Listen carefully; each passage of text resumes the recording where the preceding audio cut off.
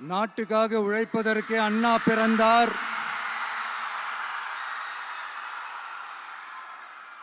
பொது நலத்தில் தானே நாள் முழுக்க கண்ணா இருந்தார் அப்படின்ட்டு எம்ஜிஆர் அவர்கள் ஒரு பாட்டு ஒன்று பாடியிருக்கிறாங்க, கேட்டிருப்பீங்க. அப்படிப்பட்ட நம்ம காஞ்சி தலைவர் அறிஞர் அண்ணா அவர்கள் பிறந்த மாவட்டம் தான் இந்த காஞ்சிபுரம் மாவட்டம். தன்னுடைய வழிகாட்டின்றதுனாலேயே தான் ஆரம்பிச்ச கட்சியினுடைய கொடியில அறிஞர் அண்ணா அவர்களை வச்சவர் எம்ஜிஆர். ஆனா அறிஞர் அண்ணா அவர்கள் ஆரம்பிச்ச அந்த கட்சியை அதுக்கப்புறம் கைப்பற்றினவங்க என்னெல்லாம் பண்றாங்கன்னு நான் சொல்லிதான் உங்களுக்கு தெரியணுமா என்ன? மக்களே, உங்களுக்கு தான் அது நல்லா தெரியுமே.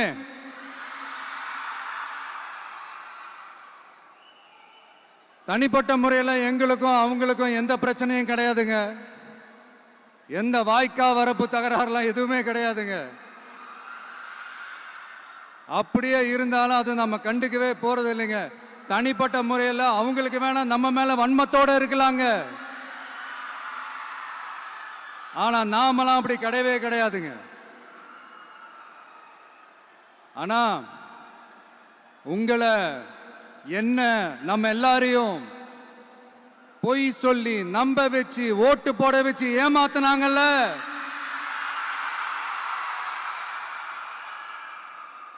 அப்படி ஏமாத்தி ஆட்சிக்கு வந்து நல்லது செய்யற மாதிரி நடிக்கிறாங்கல்ல, நாடகம் ஆடுறாங்கல்ல,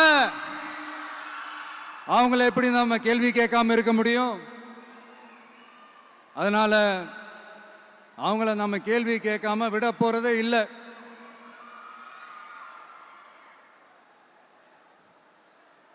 இதையே நான் காஞ்சிபுரம் மாவட்டத்தில் இருந்து நான் சொல்றேன்னா, தெரிஞ்சோ தெரியாமலோ இந்த மாவட்டத்துக்கும் நமக்கும் ஆட்டோமேட்டிக்காவே ஒரு கனெக்ஷன் ஒன்று ஏற்படுதுங்க.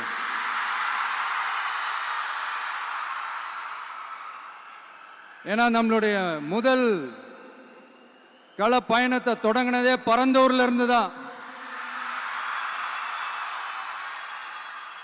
பரந்தூருக்கு போய் அந்த மண்ணில் நின்று அந்த மக்களுக்காக கேள்வி கேட்டதும் இதே அண்ணா அவர்கள் பிறந்த காஞ்சிபுரம் மாவட்டம் தான். இன்னைக்கு ஒரு பெரிய மனவேதனைக்கு அப்புறம் இந்த மக்கள் சந்திப்பு நிகழ்ச்சிக்கு வந்திருக்கிறதும் அதே அண்ணா அவர்கள் பிறந்த காஞ்சிபுரம் மாவட்டம் தான்.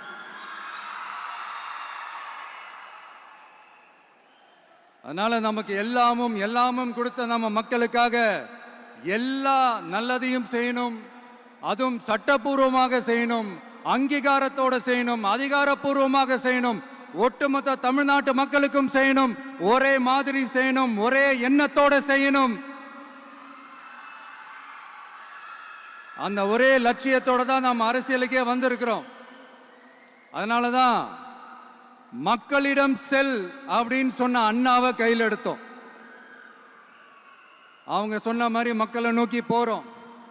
ஆனா மக்களிடம் செல்னு சொன்ன அண்ணாவை மறந்தது யாரு? கொள்கையா? அதனப்பா கிலோ என்ன விலை என்னன்னு கேட்கிற அளவுக்கு அப்படி ஒரு கட்சியை ஒன்று நடத்திக்கிட்டு அந்த கட்சியினுடைய தலைவர் தமிழ்நாட்டு முதல்வர் சொல்றாரு, நமக்கு கொள்கை இல்லையா? எப்படி? நமக்கு கொள்கை இல்லையா? பிறப்புக்கும் எல்லா உயிருக்கும்னு ஒரு அடிப்படை கோட்பாட்டை நம்ம கட்சியினுடைய ஒரு முக்கிய கோட்பாட்டை அறிவிச்ச நமக்கு கொள்கை இல்லையா? எல்லாருக்கும் எல்லாமும் கிடைக்கணும், சமூக நீதி கிடைக்கணும், அந்த சமூக நீதி உண்மையான சமூக நீதியா இருக்கணும், சாதி வாரி கணக்கெடுப்பு நடத்தணும்னு ரொம்ப ஸ்ட்ராங்கா சொன்ன நமக்கு கொள்கை இல்லையா? CAA அறிவிச்சதுக்கு அப்புறம் அப்ப நம்ம கட்சி ஆரம்பிக்கிறதுக்கு முன்னாடியே எதிர்த்த நமக்கு கொள்கை இல்லையா? வகுப்பு சட்டத்தை எதிர்த்து உச்ச நீதிமன்றத்துக்கு முதல்ல போன நமக்கு கொள்கை இல்லையா? நீட்ட வந்தா ஒழிச்சிருவேன், நீட்ட வந்தா அழிச்சிருவேன், ஆட்சிக்கு வந்தவனே ரத்து செய்யறது நீட்ட தான், அப்படி இப்படின்னு கதையெல்லாம் விடாம கல்விய மாநில பட்டியலில் சேர்க்கணும்னு சொன்னதோட மட்டும் இல்லாம அதுக்கு ஒரு இடைக்கால தீர்வை சொன்ன நமக்கு கொள்கை இல்லையா? சமத்துவம் சம வாய்ப்புன்னு ரொம்ப ஸ்ட்ராங்கா சொன்ன நமக்கு கொள்கை இல்லையா? இப்படி கொள்கையை வெறும் பேச்சில மட்டுமே பேசிக்கிட்டு எல்லா கொள்கையும் அண்டர் கிரவுண்ட்ல அடக்கி வச்சுக்கிட்டு என்னமோ இவங்களுக்கு மட்டும்தான் எல்லா கொள்கையும் குத்தகைக்கு எடுத்த மாதிரி. இவங்க கொள்கையே கொள்ளை தானே. எப்படி? இவங்க கொள்கையே கொள்ளை தானே. இதெல்லாம் மக்களுக்கு யாருக்கும் தெரியாதுன்னு நினைச்சிட்டு இருக்கீங்களா?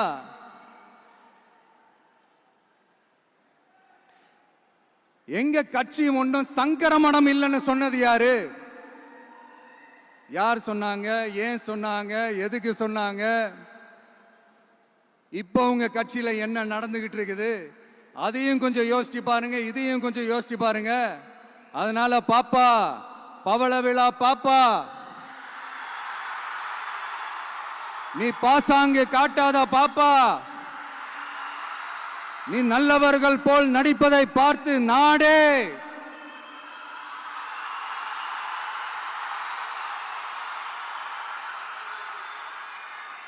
பாப்பான்னு சொன்னோம்.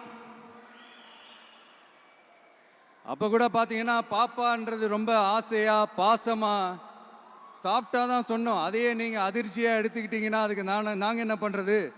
அதே நீங்க விமர்சனம்னு சொன்னீங்கன்னா நாங்க என்ன பண்றது? இன்னும் நாங்க விமர்சனம் செய்ய ஸ்டார்ட் பண்ணவே இல்லையே, இன்னும் நாங்க அடிக்க ஸ்டார்ட் பண்ணவே இல்லையே, அதுக்குள்ள அலர்னா எப்படி?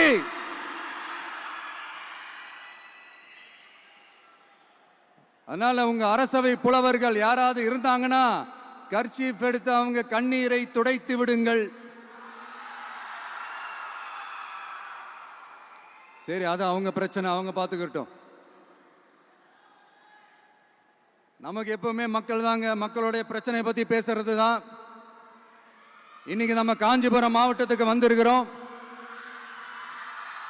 இங்க மக்கள் ஃபேஸ் பண்ற அந்த பிரச்சனையை பத்தி நம்ம பேசி ஆகணும்.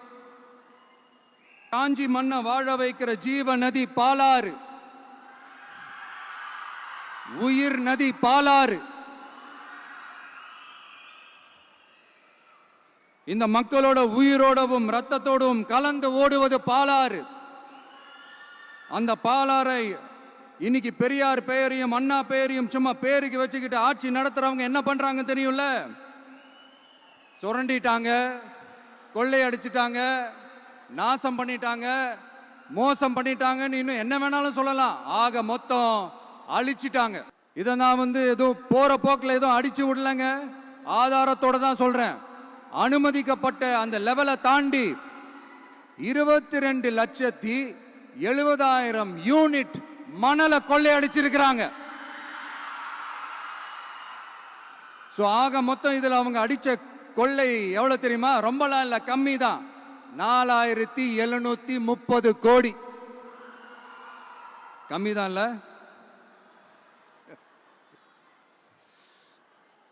இதுக்கெல்லாம் அவங்க ஆதாரம்லாம் கேட்க முடியாது. ஏன்னா இந்த ஆதாரம்லாம் ஆல்ரெடி கோர்ட்ல இருக்குது, அமலாக்கத்துறை டிபார்ட்மெண்ட்ல இருக்குது.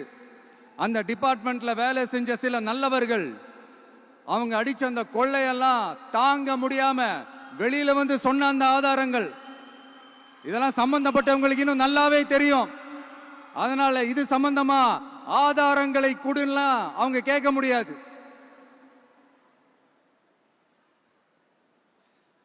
மணலை கொள்ளையடிச்சா நீர்நிலைகள் அழியும், ஏரி குளம் கண்மா எல்லாம் அழியும். இதெல்லாம் அழிஞ்சா விவசாயம் அழியும், விவசாயம் அழிஞ்சு போனா விவசாயிகள் அழிஞ்சிருவாங்க. ஆக மொத்தம் நாம எல்லாரும் மொத்தமா அழிஞ்சு போக வேண்டியதுதான். இப்படி மேல இருந்து கீழே வரைக்கும் ஒரு கட்சியை சிண்டிகேட் போட்டு கொள்ளையடிக்கிறத கேள்விப்பட்டிருக்கிறீங்களா மக்களே? இதே காஞ்சிபுரத்தோட உலக பெருமை நம்ம பட்டும் கைத்தறி துணியும் அதை தயாரிச்சு கொடுக்கிற கைத்தறி நெசவாளர்களும் தான். காஞ்சிபுரம் பட்டுன்னு சொன்னா உலகத்துக்கே தெரியும். ஆனா அதை தயாரிச்சு கொடுக்கிற நெசவாளர்கள் நிலை என்ன தெரியுமா? வறுமை, துன்பம், கந்துவட்டி கொடுமை. பட்டு கைத்தறிக்கு கூட்டுறவு சங்கங்கள் இருக்கு, பருத்தி கைத்தறிக்கும் கூட்டுறவு சங்கங்கள் இருக்கு. சுமார் 40,000 பேர் அதில் உறுப்பினர்களா இருக்கிறாங்க. அது போக சாய தொழில், தறிப்பட்டறை தொழில் இதை நம்பி 40,000 குடும்பங்கள் இருக்கு. ஆனா அவங்களோட ஒரு நாள் கூலி எவ்வளவு தெரியுமா? வெறும் 500 ரூபா தான். அதை கொஞ்சம் அதிகப்படுத்தி கொடுங்கன்னு போராடி போராடி பார்த்து ஒன்றும் நடக்கல. இதோட அவங்க கஷ்டம் முடிஞ்சுதா? வடகிழக்கு பருவமழை அந்த 500 ரூபா கூலிக்கு வேட்டு வச்சிடுச்சு. எப்படி விவசாயிகள் டெல்டா மாவட்டங்களில் மழையால பாதிக்கப்பட்டாங்களோ, அவங்கள கண்டுக்காம எப்படி இந்த அரசாங்கம் கைவிட்டுடுச்சோ, அதே மாதிரிதான் நம்ம கைத்தறி நெசவாளர்களும் மழையால பாதிக்கப்பட்டிருக்கிறாங்க. அடுத்து இந்த காஞ்சிபுரம் மாவட்டத்தோட பஸ் ஸ்டாண்டு 60 வருஷத்துக்கு முன்னாடி கட்டினதான். அண்ணா அவர்கள் ஆட்சிக்கு வந்தப்போ கட்டியிருப்பாங்க போல. அது இன்னும் புதுப்பிக்க கூட முடியாம கேட்டா என்ன சொல்லுவாங்க? அந்த லேண்ட் வந்து கேஸ்ல இருக்குது. இல்ல நான் கேட்கிறேன், ஒரு கவர்மெண்ட்னால வேற ஒரு நல்ல இடத்தை தேர்வு செஞ்சு ஒரு பஸ் ஸ்டாண்ட் கட்டி தர முடியாதா?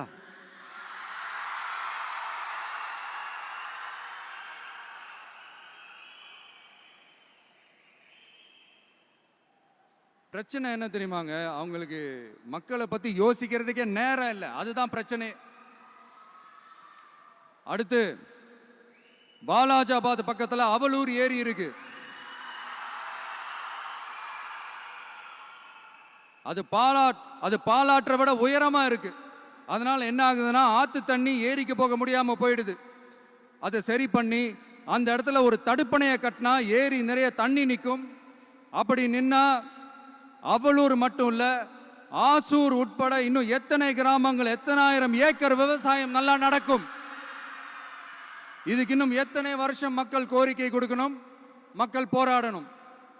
இந்த பிரச்சனையெல்லாம் இருக்கிற அதே காஞ்சிபுரம் மாவட்டத்தில் தான் பரந்தூர் ஏர்போர்ட் கட்டுற பிரச்சனையும் இருக்குது. அந்த பிரச்சனையில கண்டிப்பா நாங்க விவசாயிகள் பக்கம் தான் நிற்போம். அதுல எந்த மாற்று கருத்துமே கிடையாது.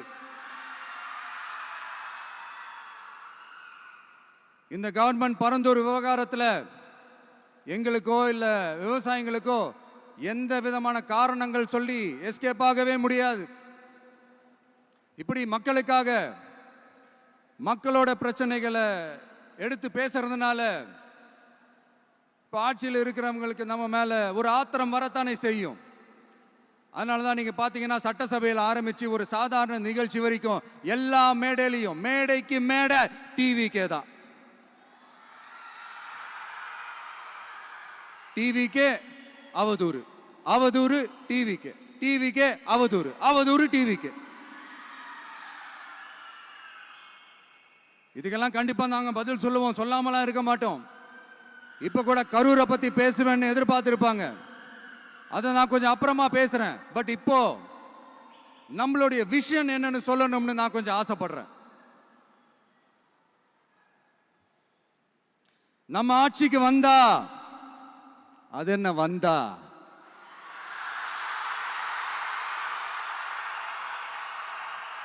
வருவோம். மக்கள் கண்டிப்பா நம்மளை வர வைப்பாங்க. மக்களுக்கான ஆட்சியை மக்களே விரும்பி வர வைக்கத்தானே செய்வாங்க. அப்படி மக்களால் அமைக்கப்பட போற நம்ம ஆட்சியில நம்ம என்ன செய்ய போறோம்ன்றது அதுக்கான அந்த தேர்தல் அறிக்கையில் அதுக்கான விளக்கத்தை டெஃபினட்டா கொடுப்போம். பட் அதுக்கு முன்னாடி ஒரு சின்னதா லைட்டா நான் கொஞ்சம் அதை சொல்லணும்னு ஆசைப்படுறேன். எல்லாருக்கும் நிரந்தரமான வீடு இருக்கணும்.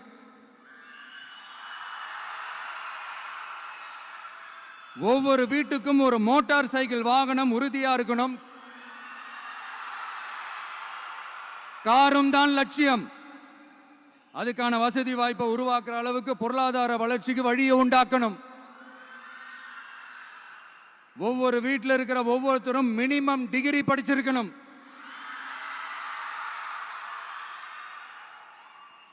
ஒவ்வொரு வீட்லயும் குறைந்தபட்சம் ஒருத்தருக்கு நிரந்தர வருமானம் கிடைக்கணும். அதுக்கான வேலை வாய்ப்பை உருவாக்கணும். அதுக்கு தகுந்த மாதிரி கல்வியில பாடத்திட்டத்தில் சீர்திருத்தம் செய்யணும்.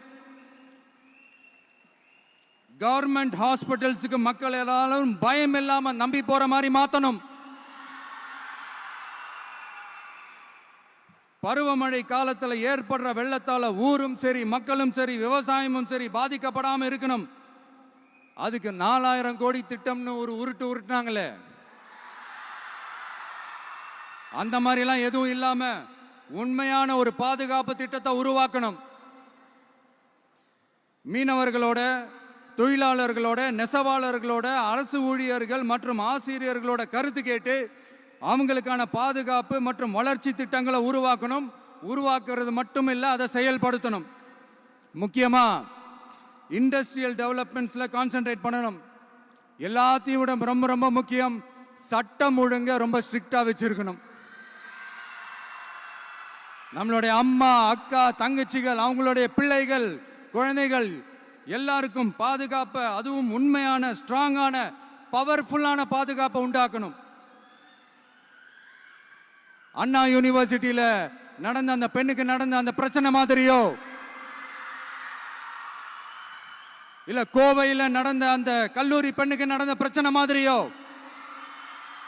அதெல்லாம் நடக்க விடவே கூடாது. நம்ம வீட்டு பெண்கள் ஸ்ட்ராங்கா, பயமே இல்லாம தைரியமா இருக்கணும்.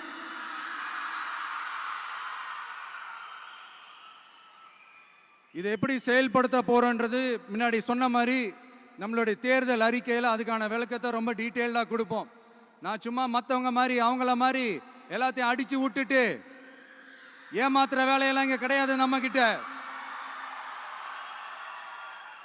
நான் மறுபடியும் சொல்றேன், நம்ம அரசியலுக்கு வந்தது உங்களுக்கு நல்லது நல்லது நல்லது மட்டுமே செய்யறது தான். எங்களுக்கு வேற எந்த அஜெண்டாவும் கிடையாது. அதனாலதான் பாத்தீங்கன்னா கொள்கை எதிரி யாரு, அரசியல் எதிரி யாருன்னு திட்டவட்டமா சொல்லிட்டு அது வெளியே சொல்லிட்டு களத்துக்கு வந்திருக்கிறோம். அதுல எந்த விதமான குழப்பமோ எந்த விதமான ஊசலாட்டமோ எதுவுமே இருக்க போறதில்ல. இந்த விஜய் சும்மா எதையும் சொல்ல மாட்டான். ஒன்னு சொன்னா அதை செய்யாம விட மாட்டான். அது மக்களுக்கு நல்லாவே தெரியும். அப்புறம் ஒரு அதிசயம் சொல்ல முடியாது, இது ஒரு கண்டுபிடிக்க முடியாத ஒரு உண்மைன்னு சொல்லலாம். அது என்னப்பா, அது தற்குறியா?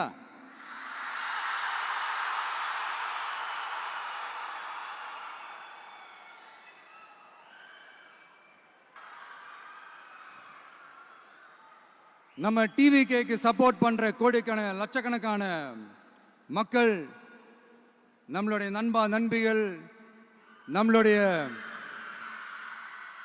ஜென்சி கிட்ஸ் எல்லாரையும் தற்குறிகள்னு சொல்லி வாங்கி கட்டிக்கிட்டு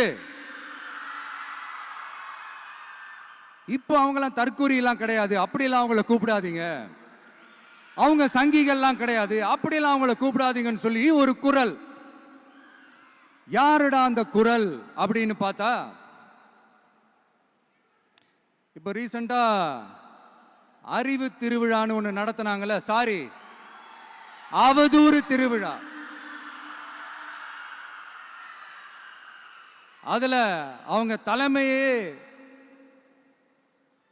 குழப்பற மாதிரி, அறிவு கண்ணை திறந்து வைக்கிற மாதிரி ஒருத்தர் பேசியிருக்கிறார். அவரு யாருன்னா அது அவங்களோட எம்எல்ஏவே. அந்த எம்எல்ஏ யாருன்னா நம்மளுடைய கொள்கை தலைவர்கள் ஒருத்தரான மக்கள் சேவகர் அஞ்சலை அம்மாளோட சொந்தக்காரர். என்னடா இது இப்படி ஆகி போச்சு, டிவிகேக்கு சப்போர்ட் பண்ற மாதிரி நம்ம கட்சியிலிருந்தே ஒரு குரல் வருதுன்னு சொல்லி தலைமையில ஃபுல்லா கன்ஃபியூஷன். அந்த கன்ஃபியூஷன் இதோட நிக்காது, அந்த ஆதரவு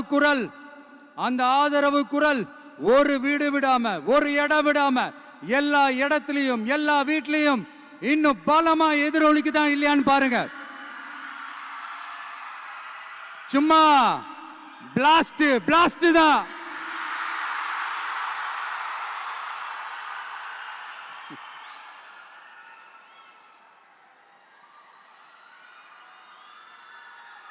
இது இன்னைக்கு நேத்தெல்லாம் நடக்கலங்க. 1972லயே நடந்து முடிஞ்சிருச்சு. எப்போ எம்ஜிஆர் அவர்கள் கட்சி ஆரம்பிச்சாங்களோ அப்பவே அது ஒரு கூத்தாடி கட்சி. எப்போ எம்ஜிஆர் அவர்களுக்கு பின்னாடி அத்தனை மக்கள் திரண்டு நின்னாங்களோ அப்பவே அது ஒரு கூத்தாடி கும்பல். நடிகர் கட்சி நடிகர் கட்சி நடிகர் கட்சின்னு சொன்ன ஒருத்தர் அதுக்கப்புறம் எம்ஜிஆர் கூடயே போய் சேர்ந்துட்டாரு. இன்னொருத்தர் இவரெல்லாம் ஒரு ரவுண்டு தாங்க வருவாரு, ரெண்டாவது ரவுண்ட்லாம் காணாம போயிடுவார்னு சொல்ல இன்னொருத்தர் அதுக்கப்புறம் போய் எம்ஜிஆர் கிட்டே போய் சேர்ந்துட்டார். ஸோ இந்த மாதிரி இவங்க 2 பேர் மட்டும் இல்ல, ஒட்டுமொத்த தமிழ்நாட்டு மக்களும் எம்ஜிஆர் அவர்கள் கூட தானே போய் சேர்ந்தாங்க.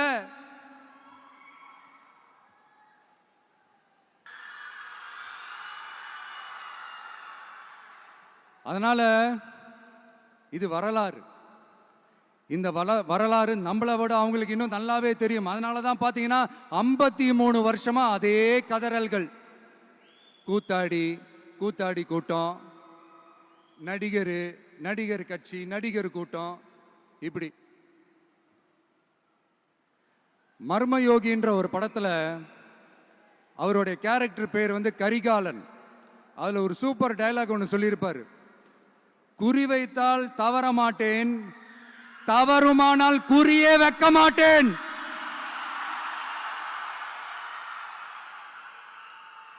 இதெல்லாம் யாருக்கு சொல்றோம் எதுக்கு சொல்றோம்னு புரிய வேண்டியவங்களுக்கு புரிஞ்சா நல்லா இருக்கும். ஏண்டா இந்த விஜய தொட்டோம்,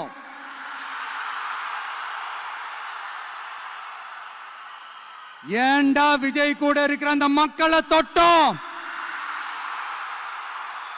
நினைச்சு நினைச்சு நினைச்சு ஃபீல் பண்ண போறீங்க.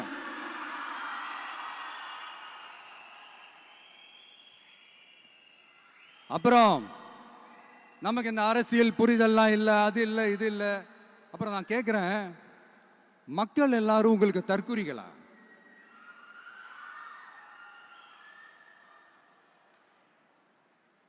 அதே மக்களோட ஓட்டு வாங்க போற நாம தற்குறிகள்னா அப்ப இவ்வளவு நாள் அதே மக்கள் கிட்ட இருந்தானே நீங்க ஓட்டு வாங்கிட்டு இருந்தீங்க. அப்ப நீங்க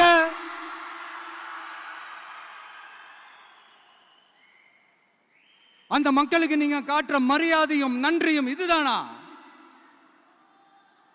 ஒண்ணு மட்டும் சொல்றேன், எழுதி வச்சுக்கோங்க. இந்த தற்குறின்னு சொல்றீங்கல்ல, இந்த தற்குறிகள்லாம் ஒன்னா சேர்ந்துதான் வாழ்நாள் பூரா விடையை கண்டுபிடிக்காத முடியாத அளவுக்கு உங்க அரசியலே ஒரு கேள்விக்குறியாக்க போறாங்க.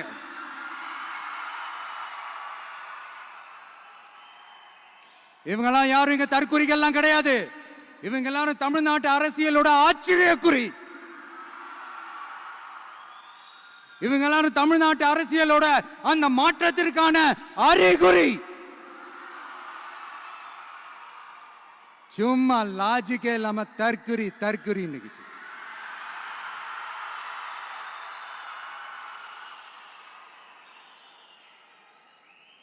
நண்பா நண்பி,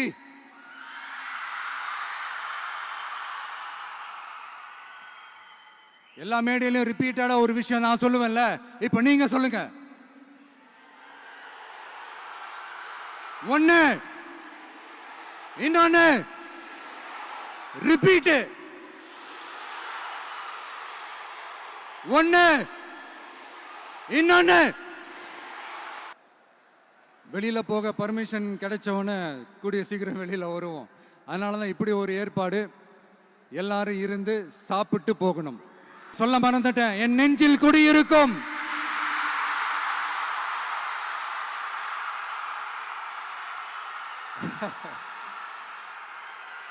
சாரி ஸ்லிப் மை மைண்ட். இந்த போட்டி எப்படி இருக்க போகுதுன்னா, மக்களோட மக்களா நிக்கிற நமக்காக மக்களே டிசைட் பண்ணி போறாங்க. My dear sir, my dear uncle,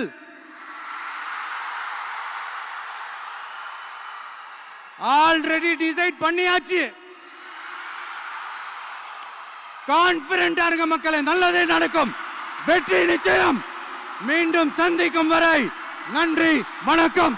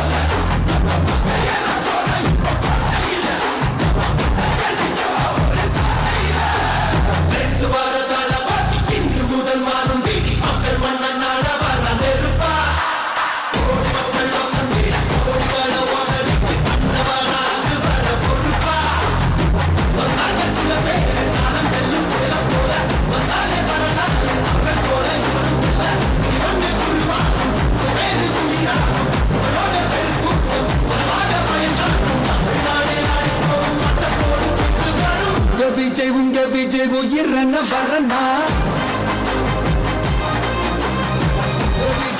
Vijay எளியவன் குரல்னா, விஜய் தனியால் இல்ல கடல்னா, விஜய் எளியவன் குரல்னா, விஜய் தனியால் இல்ல கடல்னா. மக்கள் தானே மன்னர்களே உனக்கு கட்ட வரனா.